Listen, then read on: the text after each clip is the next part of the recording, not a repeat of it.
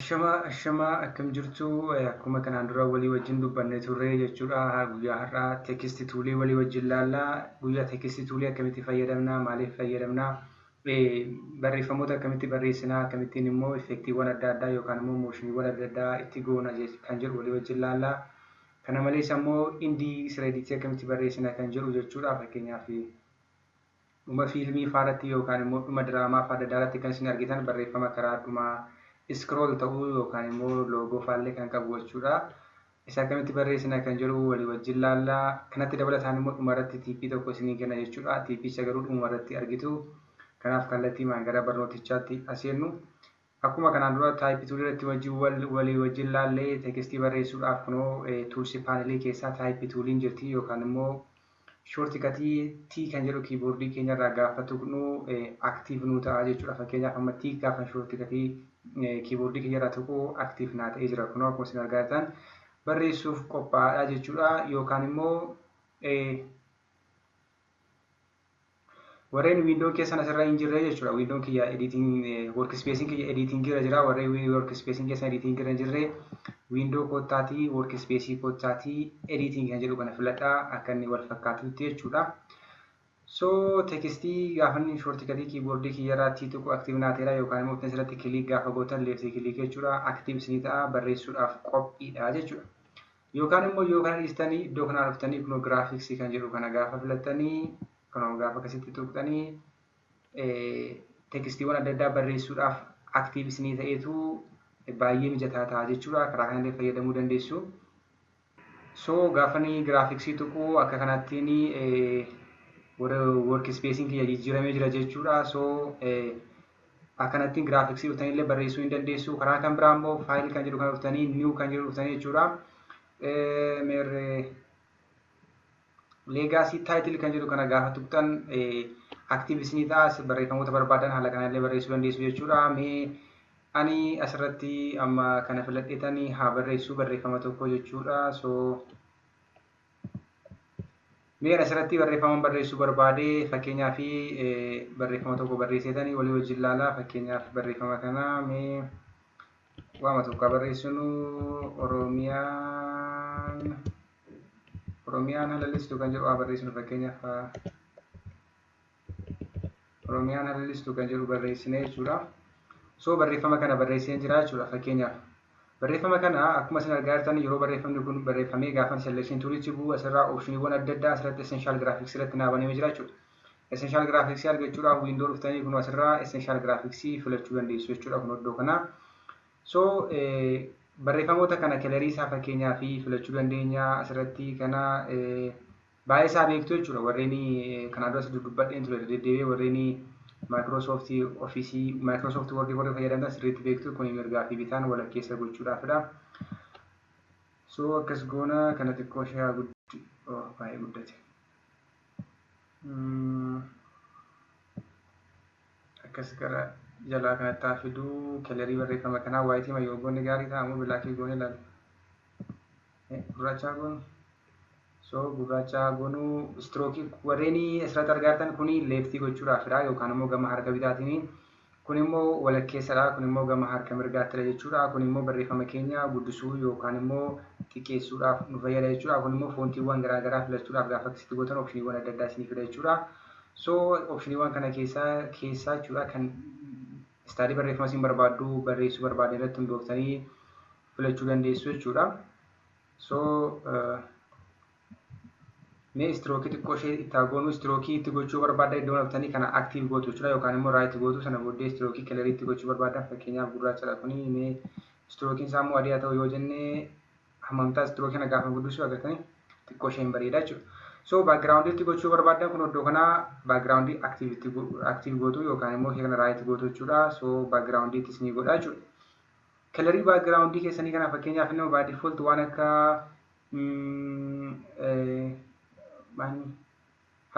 waan akka halluu gurraachaatti siqu isinii godhee jira jechuudha. So halluu kana jijjiiruudhaaf fakkeenyaaf mee osoo waan gara kanatti siqu gooneeti fakkeenyaaf jijjiiree jira jechuudha. So halluu jijjiirachuudhaaf iddoo kana booksii ishee kanatti yookaan immoo saanduqa kanatti kiliik gootanii halluuwwan barbaadan filachuu dandeessu. Yookaan immoo baay'ee asirratti kun lakkoofsaan gashachuu dandeessu. Koodii qabu halluun hundumtuu koodii qabu halluun asirra jiran hundi isaanii koodii qabu. Koodii sana asirratti dhuftanii jechuudha. Lakkoofsa sana gashitaniitu yoo okay jettan kallattiimaan halluu isin barbaadan sanallee isinii fiduu danda'a jechuudha. Kanaan immoo amantaa isaadha. Kun immoo amantaa isaa arrange gochuudhaaf isin fayyadi. Inni kun immoo fakkeenyaaf yeroo tokko tokko tekstiiwwan shaadoo godhachuu akka isaan barbaadan yookaan immoo shaadoo akka isaan godhatan gaafa barbaannu kanaaf dhimma itti baana. Shaadoo isinitti agarsiisaa garuu yoo kana balleesse gaarii ta'a. Sana booddee dhufeetan mee shaadoo isaa alaallu fakkeenyaaf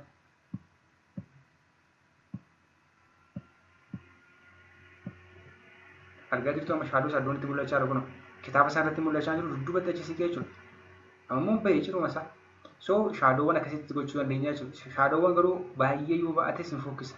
Akkuma ishee lama kanatti haa jechuudha malee yoo hedduu baa'ate hin fokkisaa jechuudha. Baay'ee hojii ediitingii keessatti dogoggora xiqqoo isheetu fokkisiisaa yookaan immoo dogoggora xiqqoo isheetu hojii keenya balleessa waan ta'eef of eeggachuu qabna. Kanaan immoo aangiliidha isheen kun immoo roga aangilii isaa sirreessuudhaaf jechuudha. Kofa isaa sirreessuudhaaf nu fayyadde jechuudha. Fakkeenyaaf kun amma 57 jira, kun amma 65. So kallattii barbaannetti kofa isaa dabsuudhaaf dhimma itti baana jechuudha. Kun walumaa galatti kun adjust gochuudhaafidha jechuudha. So erga waa'ee kanaa hagan isiniin jedhee booddee barreeffamoota kanatti sochii itti gochuu dandeenya kan jedhuun isinitti agarsiisa jechuudha. Akkuma isin agartan barreeffamni kun walakkeessa irra jira gama jalaatiin jechuudha. Gara miila jalaatiin jira. Mee barreeffamni kun gara harka bitaatti akka inni deemu barbaannaa jenna. So barreeffama kana gara harka mirgaatti akka inni deemu gochuudhaaf eessa dhufnaa effects control dhufnaa jechuudha. Jalqabarratti garuu kana select gochuu keessan yaadadhaa. Maaloo tekstii keessan jechuudha yookaan immoo leerii tekstii keessanii kana filachuu yaadadhaa. Sana booddee eessa dhufnaa position kan jettu kana dhufnaa. Sana booddee stopwatch kana click goona jechuudha. So kuni iddoo ittiin keyframing keenya ka'uudha jechuudha. Kana keyframe irratti ilaalleera. Keyframing tuqaawwan sochii positionii iskeelii opacity fi wantoota garaa garaa nu tajaajila jennee barnoota keenya yeroo darbee keessatti waliin ilaalleera. So jalqaba stopwatch kana click goona. Sana booddee halluu cuquliisa nu fida. Kana jechuun isaa immoo active ta'uusaa agarsiisa jechuudha. Sana booddee immoo play headerii keenya kana qabnee finnee iddoo barreeffamni keenya kun akka itti dhumu barbaannu geeffannaa jechuudha. Sana booda fakkeenyaaf amma ishee kana dhufee jechuudha. Kana lakkoofsa isaa akka isaa godhu haa xiqqeessu. So garamitti deemaa jira barreeffamni kiyya gara harka bitaatti deemaa jira jechuudha. Mee dudduubatti adeemsuudha play headerii kiyya. Automaatikaalii keyframing asittis hidhamee jira. Yoo fakkeenyaaf automaatikaalii keyframing asittis hidhamee jira. Iddoo kanattis maal ta'ee jira? Hidhamee jira yookaan immoo ishee boca diamondii kanadha jechuudha. Keyframing keenya bal'inaa walii wajjin ilaallee jira. So halaaluma. Agartanii barreeffamni keenya scroll ta'aa jira. Gara kamitti scroll ta'aa jira? Gara harka bitaatti scroll ta'aa jira jechuudha. So sochii barreeffama keenyaa dheeressuu yookaan immoo gabaabsuu yoo barbaanne maal goona? Keyframing keenya kana walitti bunnaa jechuudha. Gaafa walitti bunnu maal ta'a? Saffisi isaa baay'ee dabalaa jechuudha. Gaafa walirraa bunnu immoo maal ta'a? Saffisi isaa ni hir'ata jechuudha. Fakkeenyaaf ilaalaa. Libsuma ijaatti dhabdee kan gara bitaatti darbeeru. So amma mee play headerii kana immoo maali play headerii keyframing kana immoo dheeressu. Agartanii immoo baay'ee harkifataadha jechuudha. So kana walitti butuuf walitti gabaabsuudhaan sochii barreeffama keenyaa daangessuu fi bal'isuu dandeenya jechuudha. So amma immoo gara harka mirgaatti fakkeenyaaf gara harka mirgaatti barbaaddu yoo ta'e immoo akkam goonaa kan jiru walii wajjin ilaallaa jechuudha. So asirra dhufeetanii kana nan barreessaa kun immoo iddoo jalqabaatti haa deebi'u. Kanaan reset gootu reset parameter jedha kun iyyuu jechuudha. Fakkeenyaaf yoo qabxiilee kana jijjiirteetu ta'e by default akkana reset isinii godhu kanatti yoo butan reset isinii godha jechuudha.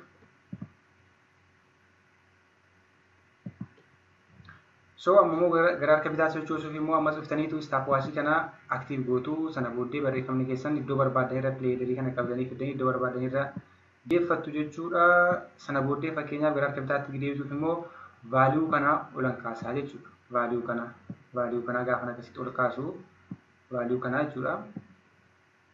An maawuzii qabeetanidha kan inni drag gochaa jiru.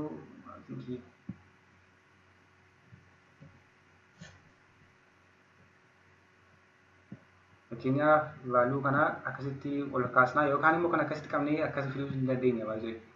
Wanti nu rakkoon jiru jechuudha. Yoo kana finnee akkas goones hin dandeenye. Fakkeenyaaf ilaalu.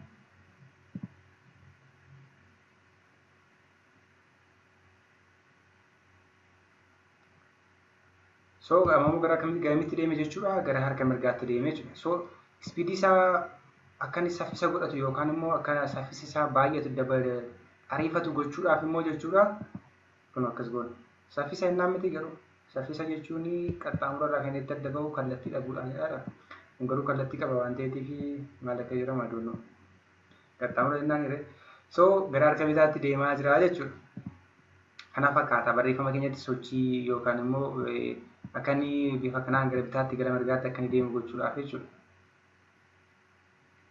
Akkasittiin akkas gochuu dandeenya. Akka duraan isinitti agarsiisa jechuudha. Karaa akka biraan immoo kan inni isinitti agarsiisuu barbaadu mee iskeelii yoo gochuu barbaadne yoo iskeeliidhaanis kan jedhu iskeeliidhaanis itti poozishinii itti goonee ilaallu kana riiseet haa godhu. Gaafa riiseet godhu kanaan maal ta'e fakkeenyaaf kontirool zeddaa jedhu. Asirraa miti kana barbaadaniif iddoo wanti deebisuu caalaa dhuftanii maddoo kana dhuftanii poozishinii irraa kanatti gaafa isin buutan ofii sanaasitti dhufa jechuudha. Mee iskeeliidhaan immoo akka inni fakkeenyaaf buum ta'ee seenu yookaan immoo feediin akka inni ta'u gochuu goonu feediin jennaan. So fakkeenyaaf akkas goonaa inishaalii meeqa irra ture jennaan 0 haa goonu vaaluu bana. So after fireemii muraasa booddee immoo maal goonaa 100 haa goonu jechuudha. 100 haa goonu. So ilaalla. Maaliif iddoo kanaa dhufee iddoo kana kan jiru maalidha yeroo darbe akkasitti kaasee anchor pointii keenyatu iddoo sana jira jechuudha. Kanaaf iddoo anchor pointii keenya irraa ka'ee dhufe. So kana immoo akkas goonee speedii isaa xiqqeessee saffisa isaa jechuudha. Xiqqeessuu dandeenya akka inni suuta jedhee dhufee seenu akka inni suuta jedhee akka inni kanumaan booda gochuu dandeenya. Fakkeenyaaf kiifireemii kan biraa hiinaa sana booddee iddoo kana dhufnee mee 0 haa godhu asitti immoo jechuudha. Mee waan inni ta'u ilaallaa jechuudha jalqaba irraa kaasnee.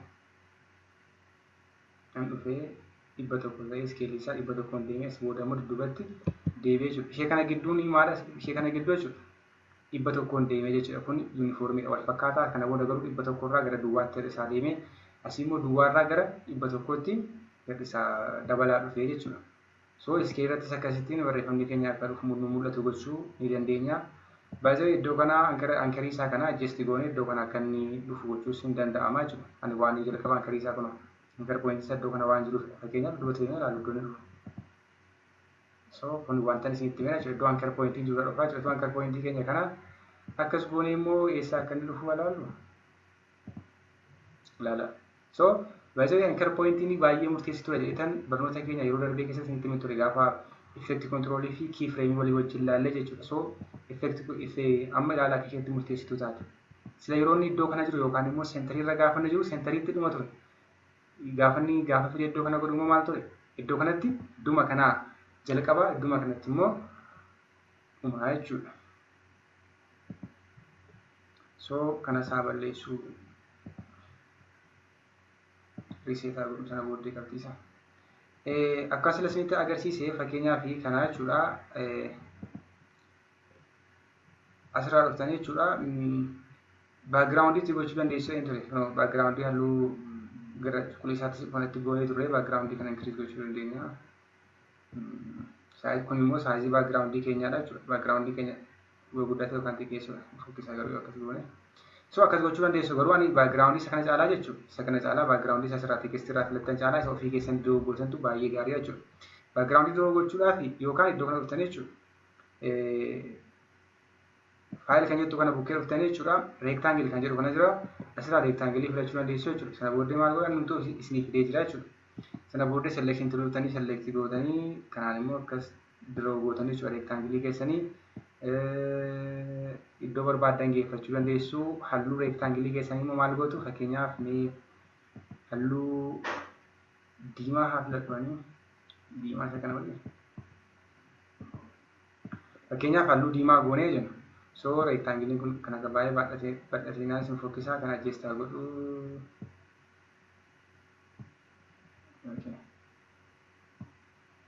Anchor pointii keenya seentarii kana haa godhu. So istirookii moo xiqqoo seettaa godhu istirookii waayitii itti godhu yoo adiin hin deemame ture diimaa bukkeedha diimaa irraa. So eegan akkasitti godhee booddee jechuudha kana selektii godheetan iddoo barreeffamni kiyya jiru waan jechuudha. Gaafa akkas godhu maal ta'e barreeffama kiyya hin haguugne yookaan immoo barreeffamni dhokatee jira jechuudha. Yaadatu yoo ta'e yeroo kanaan dura barnoota keenya kan dura keessatti Adobe Premiere Proon leeyeriidha isin jedha. Leeyeriidha jechuun maa inni isa irra keessa aanutu yeroo hundumaa mul'ata. Leeyerii irra keessa jirutu yeroo hundumaa mul'ata. Akkuma kan Photoshopii isiniin jedheen ture jechuudha. So amma leeyeriin irra keessa jiru isa kamidha? Asirraa yeroo ta'an ilaaltan sheepii duwwaa tokko kan jedhu yookaan immoo sheep 01 kan jedhu kana jiru. So gaafa ni leeyerii sagal jallaa jiru Oromiyaan halalistu kan jedhu kana gaafa irra keessa dabarsu Oromiyaan halalistu kan jedhu kanas irra keessa aanaa jechuudha. Kun kan isin jedhe. Karaa kabraa leeyerii jechuun egzaampilii salphaan akka isin galuuf jechuudha. Wantoota walirra tuultanii gaafa asii gad ilaaltanii jalqaba irratti argitan isa irra keessaati miti. So leeyerii jechuun inshoorti kana jechuudha. Isa irra keessa aanutu yeroo isa irra keessa jiru haala salphaan argitu jechuudha. Dura argitu jechuudha. So barreeffamni Oromiyaa halalistu jedhu kun irra keessa godhee argeen jira jechuudha. So akkasittiin leeyerii isaa jijjiiruu dandeessu jechuudha. Backgroundii gaa akkasitti yoo diroo godhatan baay'ee barbaachisaadha. Keessumaa warreen waan akka hojii miidiyaa broadcastii fa'aa irra jirtanii waan akka oduu fa'aa maal yookaan immoo promooshinii garaa garaa fa'aa gaafa hojjettanii jala akkasii deemu akka sabtaatileetti gaafa barbaadanii akkasittiin istirookiitti gootanii jechuudha. Yoo hojjettan baay'ee gaariidha jechuudha. Maaloo keessan backgroundii keessan diroo gochuudhaaf isa dhuftu ishee kana new layer kan jettu kana kiliik gootu sana booddee rectangle kan jedhu kana filattu jechuudha. So ellipse as gochuu dandeessu. Ellipse filattanii jechuudha. Ellipse irratti zero gochuu dandeessu. Garuu asitti ellipse dhimma bawwaan hin barbaanneef malee jechuudha. Ammaaf garuu ani sheepii duwwaa lama kana delete haa godhu. So fakkeenyaaf barreeffama kanatti barreeffama tekstii kanatti jechuudha. Oromiyaa halalistu kan jedhu kanatti kana seensarii haa godhu akka pointii kana. So kanatti jechuudha moshiniitti gochuu barbaanne gara harka bitaatti akka deemu barbaanne jennu fakkeenyaaf kun asirraa. So asitti klik kan godhaa sana booddee kana step frame baasuu fuulduratti siqaa sana value kana waan godhaa nan hir'isaa jechuudha. Value kana akkasiin hir'isaa. Amma maalii wajjin deemaa jira? Backgroundii wajjin deemaa jira jechuudha. Baay'ee isa kana backgroundii malees gochuu hin dandeessu yoo barbaaddan. Agartanii? So gara dudduubaatti akka inni akkas gochuu dandeessu jechuudha. Kana walirraa buttanii walirraa gochuu walirraa fageessuudhaan immoo ispiidii barreeffama keessanii ispiidii saffisaa tekstii keessanii gabaabsuu yookaan immoo dheeressuu dandeessu jechuudha. Barreeffama qofaatti sochichaa hojjechuu barbaadan immoo jechuudha tekstii kan jedhu kana dhuftu jechuudha. Sana booddee asirraa transformation asirraa jechuudha transform kan jedhu jira asirraa buttaniitu position kan jedhu kana kiliik gootu jechuudha. Sorry kana dudduubattaa butuudhanii kana. So jalqaba irra geessa jechuudha wal keessa ture yoo kiliik godhe. So sana booddee maalan godha jechuudha value kana dudduubattan butaa jechuudha. Amma backgroundii maleedha kan barreeffama qofaadha kan inni sochoosaa jiru jechuudha. Maal qofaadha jechuudha? Control Z sorry. Iddoo kana dhufaa jechuudha amma iddoo kanattidha. Sana booddee kana maalan godha value kana hir'isa jechuudha yookaan immoo qabdanii illee gosootanii achi geessuu hin dandeessu jechuudha. So maal ta'e jechuudha amma backgroundii kiyya hin socho'u yookaan immoo inni halluu diimaa fi istirookiin isaa waayitii ta'e kun yookaan immoo adii ta'e kun hin socho'u garuu barreeffamni kiyya gara harka mirgaatti socho'aa jechuudha. Ilaala. Ispiidii barreeffama keessanii kana hir'isuudhaaf kana walirraa fageessitu yookaan immoo kiifireemii keessan kana walirraa fageessitu jechuudha. Amma xiqqoo ispiidii isaa gadi bu'aa ta'a. So akkasittiin yoo backgroundii wajjin move gochuu barbaaddan akka kanaan dura isinitti agarsiisa. Yoo immoo backgroundii miti lakkii backgroundii kiyya naaf haa ta'u barreeffamoota kana move gochuu barbaadaa jettan immoo akka ammaatti jechuudha. Keessa dhuftanii effektii dhuftanii tekstii sana kuno tekstii move itti gochuu barbaadaa sana dhuftanii jechuudha. Transform kan jedhu jala positionii kana dhuftanii stopwatch active gootanii hojjettu jechuudha. So fakkeenyaaf barreeffamoota kanarratti jechuudha effektii adda addaa fayyadamuudhaaf ofii keenya akka amma isinitti bitaa mirgatti mirgaa bitatti yookaan immoo iskeelii isaa xiqqaasaa guddachaa dhufee kan immoo maal ta'u ofii keenya hojjenneerra maal fayyadamnee effektii kontiroolii fi kiifireemii fayyadamne jechuudha.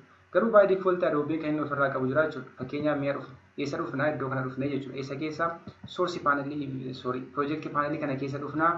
Achi booddee immoo isa dhufna jechuudha effects kan jedhu kana jechuudha. Effects kan jedhu kanatti bu'uura sana booddee maaltu jira? Video transition kan jedhu kana dhufa. Video transition kan jedhu kana keessaa jechuudha. Asirraa kuni viidiyoodhaaf hojjetu garuu barreeffamaafis hin hojjetu jechuudha. Kan isaan jalqaba hojjetaman viidiyoo fidha. warreen kuni garuu immoo maal irratti isin hojjetu barreeffama keenya irratti dhimma itti ba'uu dandeenya. Fakkeenyaaf mee baandi slide kan jedhu kana select haa godhu sana booddee drop irratti haa godhu mee ilaalla fakkeenyaaf agartanii waaw bareedu. So gaafa isin akkasittiin select gootanii drop irratti gootanii jechuudha effektoota kana baay'ee effektiiva baay'ee bareeda. Ofii keenyaaf hojjechuu hin dandeenya. Istaayilii barbaanne hunda itti yaadnee teenyee amaanee hojjechuu hin dandeenya. Lakkii garuu maaliifan yeroo koo gubaa isuma asirra jiru effektii bareedaa isaa ilaaleetan fakkeenyaaf hin beekamu gaa hojii isin hojjechaa jirtan sa'aatii yeroodhaan bahuu ta'uu qaba yeroodhaan bahuu qaba ta'uu danda'a. So yeroo akkasii warreen kana dhuftanii itti bahuu dandeessu jechuudha. Warreen kun fakkeenyaaf baay'ee effektiiva bareedaadha jechuudha. So effektiiwwan as keessaa jechuudha yeroo laallattanii jechuudha effektii viidiyoo keessanii wajjin deemuu danda'u laallattanii dhimma itti bahuu dandeessu jechuudha. Fakkeenyaaf raallatu kun immoo puushiidha. Agartanii asirraa karaa bitaa kana fideetu galchaa jechuudha. Kanatti kilik godhetan nan balleessa. Modify gochuu dandeessu. Agartanii kun effect controllatti isinii fida properties isaa. Properties sana immoo isin maal gochuu dandeessu? Modify gochuu dandeessu jechuudha. So warreen kana dhuftanii jechuudha. Eessa dhuftanii jedhee effects kan jedhu dhuftanii effects irraa immoo viidiyoo transition kan jedhu kana dhuftanii jechuudha. Kan barbaadan keessaa tokko isa baay'ee dhagaa isaan kana hundumaa isinitti agarsiisee fixuu hin danda'u. Ani isin garuu kan isinitti tole keessaa filattanii dhimma itti bahuu dandeessu jechuudha. Yookaan immoo viidiyoo editing keessan bareechachuu dandeessu jechuudha. Fakkeenyaaf kun immoo baand YP dha jechuudha. Kunis hin bareeda natti fakkaata suuraa. Waaw bareeda. Baay'ee tu barreeffamni kun backgroundii qaba ta'es backgroundii isaa wajjin taphachiisaa fida. Wanti kuni backgroundii itti gashaatii ishee godha. Kanaan dura ishee godheen tureen ofii kiyya. So effektiiwwan akkasii dhimma itti bahuu dandeenya jechuudha. Fakkeenyaaf loogoo saradii maqaa fa'aa maqaa gabaabsanis itti barreessuu barbaadan backgroundii wajjin hojjettanii jechuudha. Asirraa dhuftanii ishee mallattoo kanatti buutanii jechuudha. Asirraa effects kan jedhu kana dhuftanii video transition kan jedhu kana dhuftanii as keessaa kan filattanii dhimma itti bahuu dandeessu. Yeroo keessan baay'ee isinii salphisa jechuudha. Amma dudduubatti deebinee jechuudha. Looyer indis radiitii akkamitti akka hojjetan walii wajjin laallee TP isiniif galee TP waadaa isiniif galee isinii kennitan barnoota keenya xumuraa jechuudha. So fakkeenyaaf indis radiitii isaan nutti agarsiisuudhaaf kan ta'u taayipituulii filannu yookaan immoo kiiboordii kiyyarraa T2 tuqeetii aktiif naataa jechuudha. Asirratti kilik kan godhaa. Asirratti isin fakkeenyaaf barreessaan jettanii jechuudha. Barreessaan Abdiisaa Ikeleedha jettanii barreessuu dandeessu. Isinii garuu ani ofii kiyyaa jechuudha. Yeroo kiyya gabaabsuuf jechaan kanaan dura koppiin godhadhee pastiin godhachuudha. Yookaan immoo control plus C gootanii utan isirratti control plus V gootan isinii fida jechuudha. So barreeffamni kun akkuma isin argaa jirtan dhufee jira jechuudha. Propertiiwwan barreeffama kana asirraa dhuftanii jechuudha. Kana fakkeenyaaf leeftii haa godhu. Center goonu kanaan erga goonee booddee jechuudha. Fakkeenyaaf barreeffama kanadhaa jennuudha. Barreessaan isa kan biraani fakkeenyaaf mata dureen daayirektarrii barreessaan taatonni maal kan jedhu kuni barreeffamni kun foontiin isaa tokko ta'uu qabu. Foontii isaa arrange godhachuu dandeessu jedhee tanan haala isaa qofa isinitti agarsiisuun barbaade. Maaliif naannoo taayipituulii walii wajjin laalleerraa tuulsii paaneelii keessatti barreeffamoota akkamitti akka barreessuu dandeenyu walii wajjin laalleerraa yookaan immoo Microsoft Word yookaan immoo PowerPoint irrattis barreeffamoota akkamitti akka barreessuu dandeessan waan beektanii fi haala wal fakkaataa waan ta'e asirrattis barreessuu dandeessu. Baay'ee ani Word irratti barreeffatanii asirratti paste gootanii isin deeggara yookaan asirratti dhuftanii barreessuu caalaa jechuudha. Word irratti barreeffatanii dhuftanii copy paste yoo godhatan baay'ee gaariidha. Kanaaf barreeffamoota sana foontii isaa wal caalchistanii barreessuun jechuudha. Babbareechitanii barreessuun dirqama keessanii garuu ani istaayilii masaa isinitti agarsiisuuf jedhedhanii jechuudha. Ani waa'een qulqullina barreeffamichaa nan cinquu jechuudha. Maaliif piroosesii isinitti agarsiisuudha waan ta'eef kaayyoon koo. So erga akkas dhuftanii booddee egaa kanaan adjustmentii isaa hojjettu. Akka nama isinitti dubbachaa oole jechuudha. Fiil kalarii isaa maal ta'uu qaba, qubee gurguddaa ta'uu qaba moo xiqqaa ta'uu qaba moo walirraa fagaachuu qaba, walitti dhiyaachuu qaba moo maal kan jedhu kanaan erga adjustii gootanii booddee barreeffamni kuni akka inni scroll up isinii ta'uuf maal gootu dhuftanii iddoo kanarratti kilik gootu. Iddoo qulqulluu ishee akka gurraattii kana gurraattii cilalluu kana jechuudha. Asirratti kilik gootu. Sana booddee maalitti dhuftanii buutu rool kan jedhamatti buutu. Okay, mee play goonee ilaalu. Agartanii? So speedii barreeffama keessanii kana xiqqeessuuf immoo kana maal gootu jechuudha. Fakkeenyaaf kana gabaabsu. Amaltu barreeffama kana gabaabsee miti. So kana xiqqoo shammayyuu agabaarsu. Laala. Amma maal ta'e saffisii barreeffama kiyya hin daballe baay'ee saffisiisaa dabalee barreeffama keenya kana jiru jechuudha. Kana yoo akkasittiin dureeshinii isaa leengesisa kanaa dheeressine jechuudha. Dureeshinii isaa duuka dheerataa jechuudha. Yookaan immoo taayimiin isaa duuka dheerataa. Taayimiin isaa dheerata jechuun maal inni ispiidiin isaa isloo ta'aa jechuudha. Yoommoo kana walitti yookaan immoo gabaabsine jechuudha. Dureeshinii isaa gabaabbate jechuun immoo ni dabalaa jechuudha. Akkas gochuudhaan loogoo gochuu barbaadanii jiru. Eessatti dhuma isaarratti fakkeenyaaf amma dhaabbanni fiilmii sana yookaan immoo diraama sana produce godhee loogoo qabaa jiru. So loogoo dhaabbatichaa galchuu barbaadan yoo ta'e eessa dhuftu faayil kan jedhu kana dhuftu jechuudha. Faayil kan jedhu kana dhuftanii from faayil kan jedhu kana dhuftu. Faayil kan new layer kan jedhu kana dhuftanii new layer jalaa immoo from faayil kan jedhu kana dhuftu asii dhuftaniitu piikcharii barbaadan jechuudha. Asirraa fakkeenyaaf hin qabu waan piikcharii loogoo ta'e malee jechuudha. So piikcharii loogoo ta'e qabaatanii jechuudha. Loogoo sirraa dhuftaniitu kiliik gootanii filattu automaatikaalii iddoo kanatti isinii fidaa jechuudha. Sana booddee asirratti adjustmentii isaa hojjettu innis faana scroll up isiniif ta'a jechuudha. Inni kun easy inii fi easy out isaa gochuu dandeessu. Fakkeenyaaf seensaa fi bahiinsa isaa irratti jechuudha. Fakkeenyaaf asirratti animee sekendii tokko wayii godhu. Sekendii tokko easy inii. Easy out immoo sekendii tokkoof godhu isas yaa. So yeroo seenuu fi yeroo bahu jechuudha. Easy ta'ee akka inni seenu, easy ta'ee akka inni bahu yoo barbaadan asirraa easy inii fi easy out isaa adjust gootu jechuudha. Laala barreeffamni keenya easy in ta'ee seenaa amma sekendii tokkotti sana booddee immoo sekendii tokko booddee saffisa isaan dabalaa. Gaafa dhumu immoo easy out gaafa ta'u akkuma kanaa jechuudha. Wow. Kan biraan start off screens gochuun dandeessu warra kana adjustment baay'ee jalqaba hinti isaa jalqaba argachuudha malee isa booda adjust gochuun isinitti hin cimu jechuudha. Start off screen gochuun dandeessu fakkeenyaaf mee alaalu agartanii isa akkana jalqabe off screen jalqabe jechuudha. Agartanii yookaan immoo kan ammoo kiliik gootanii akkasittiin start gootanii end off screen gochuus hin dandeessu jechuudha. Fakkeenyaaf mee alaalu kanama. Okay. Start off screen jalqabee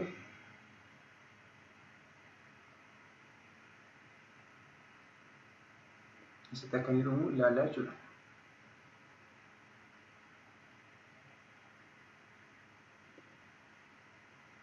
Bakka iddoo inni dhumu iddoo kana hin gahu jechuudha.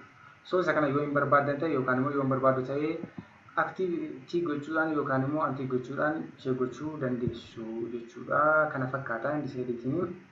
Moor garuu kwaalitiidhaan waan kana hojjechuudhaaf maal gochuu qabdu jechuudha. Microsoft Word irratti jechuudha. Maal gootu teebilii kaasu jechuudha. Teebilii bitaa fi mirgaan kan row lama kolomanii lama qabu kaastanii jechuudha. Keessumaa maqaa taatotaa yeroo barreessan jechuudha. Maqaa isaanii isa dhugaa fi maqaa taatummaa isaanii wal bira qabdanii barreessuudhaaf jechuudha. Teebilii yoo fayyadamtan baay'ee gaarii isiniif ta'a. Isa kana Moor advanced irratti walii wajjin laallaa yoo yeroo argadhe isin hojjedhaa jechuudha. Moor maal kana caalatti bareechinee akkamitti akka hojjechuu dandeenyu kun garuu karaa salphaa fi yeroo salphaa gidduutti hojjechuu dandeenya jechuudha. Akka jalqaba waadaa isinii galee TP tokko siif hin kennan ture. TP sun maal inni type toolidha. Type tool jechuudha akkamittiin barreessuu dandeenya. Fakkeenyaaf akka sagalee wajjin match wal goonee type tool akkamitti barreessuu dandeenya kan jiru walii wajjin laallaa boonisii guyyaa har'aati jechuudha. So type toolii barreessuudhaaf maalan godhaa text iddoo jettu kan dhufeen filadhaa sana booddee kiliikan godhaa asirratti. Fakkeenyaaf type toolii dhufee jechuudha. Barreeffama tokko haa barreessu. Barreeffama barreessuu barbaade kuni Oromiyaa halalistuu kan jedhu haa barreessu irruma deebi'ee jechuudha. Oromiyaan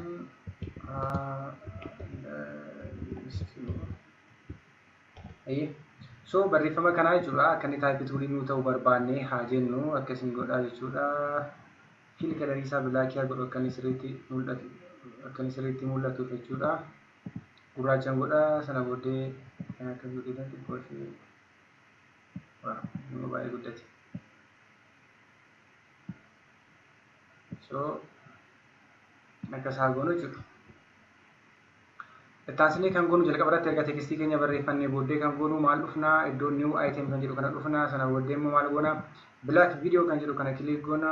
Okay, foontiin isaa rakkoon qabu yookiis jiraatan jechuudha. Okay jennaa jechuudha black video. So black video kana drag gooneetu finnee asirra godhan. Drag gooneetu import godhan jechuudha. So black video kanatti select gochuu keenya yaadadha. Maala select godhee jira? Black video jechuudha.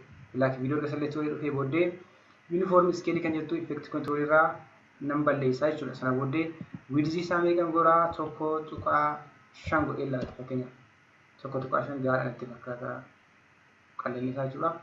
So height isaa immoo nan xiqqeessaa jechuudha. Fakkeenyaaf maawuzii kiyya qabeessan akkasittiin scroll gochaa jira. Amma kun gaadhaan itti fakkaata. Erga akkas godhee booddee iddoo kana tuqa motion isheetu kana jechuudha. Sana booddee yookaan immoo kanaaf fiiduu dandeenya iyyuu isaa.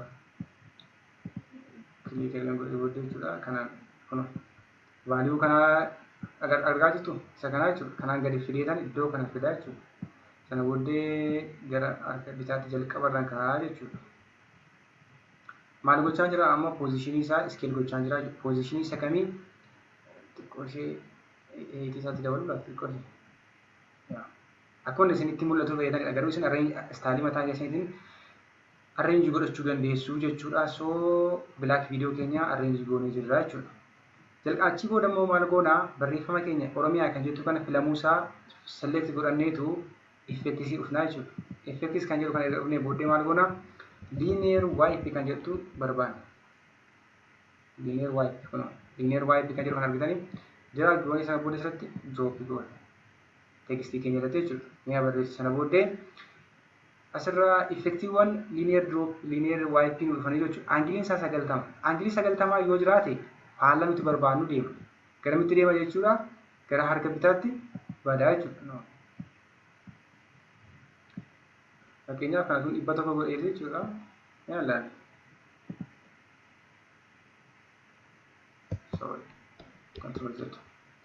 So achi booddee maal goona jechuudha. Kana stopwatch keenya click goona. Kana maal goona 100 goona. 100 goona jechuudha. Achi booddee immoo aangilii kana maal goona 270 goona jechuudha. Aangilii isaa. Okay. Sana booddee frame amma walakkaa isaatti as finneetu maal goona jechuudha. 0 goona. 0 ni dudduubatti deebisee play godhee halluu. Wow. Agitanii akkanitti type ta'aa jiru.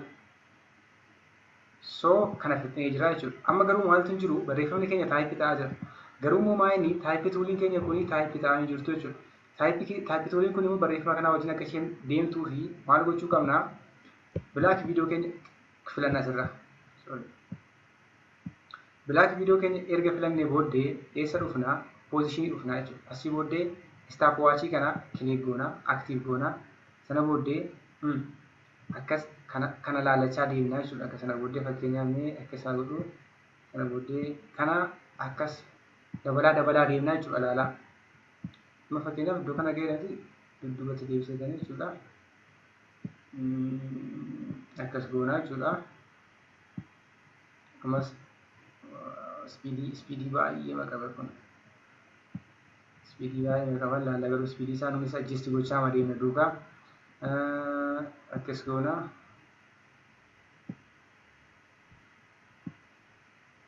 Iyyuu jechuudha.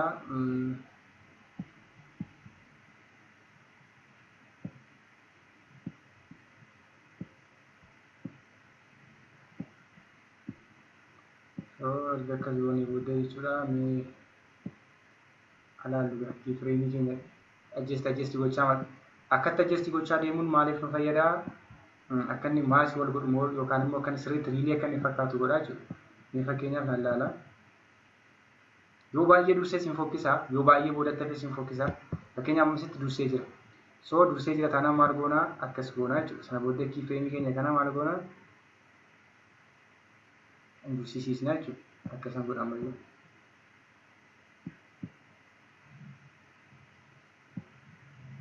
Ishee kana haa bal'isu.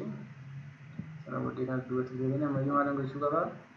Akkas walitti butuun qaba jechuudha. Akka inni maal naa dursuu fi akka inni A sana naa dursuuf jechuudha. Yookaan immoo akka inni A sana naa dursuuf jechuudha.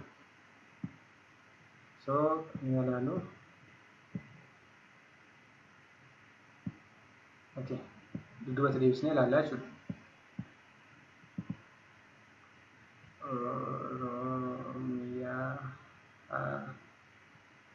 asitti maal ta'e baay'ee madursee jechuudha. So iddoo kanatti maal goona jechuudha. Akkas goona kana adjustii goona jechuudha. Adjustii goona jechuudha. Yoo baay'ee dursee isin fokkisaa, yoo baay'ee boodatti hafes ni fokkisa jechuudha. Asitti immoo baay'ee madursee iddoo kanatti immoo jechuudha. Baay'ee gaafa dursu immoo maal ta'a ni fokkisa.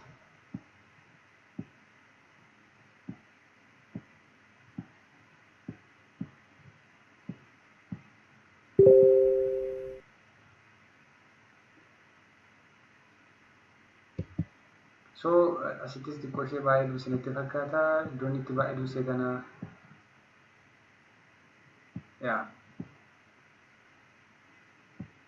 asittis baay'ee dursee iddoon itti baay'ee dursee kana adjustii gochuu qabna jechuudha. So akkasittiin inni guddaan isin konseptii isaa argachuudha jechuudha. Yeroo fudhatanii gaafa teessanii hojjettan waan kun baay'ee bareedaa ta'a. Laalama fakkeenyaaf kan ta'e bareedaa ta'ee jiru jechuudha. So akkasittiin taayipii tuulii hojjechuu dandeessu. Akkuma kanas immoo saawundii isaa jechuudha. Saawundii taayipii tuulii buufattanii jechuudha. Walii wajjin maach gootanii akka inni hojjetu akka inni isiniif hojjetu gochuu dandeessu jechuudha. Walumaa galatti guyyaa har'aa jechuudha teekstiiwwan adda addaa akkamitti barreessuu dandeenya kan jedhu barnoonni qabannee dhiyaannee kana fakkaata ture jechuudha.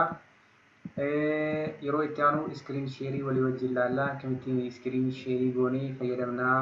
Fakkeenyaaf viidiyoowwan 2-3 tokko iskiriinii tokko irratti akkamittiin sheerii walii wajjin goonee agarsiisuu dandeenya kan jedhu walii wajjin ilaalla jechuudha.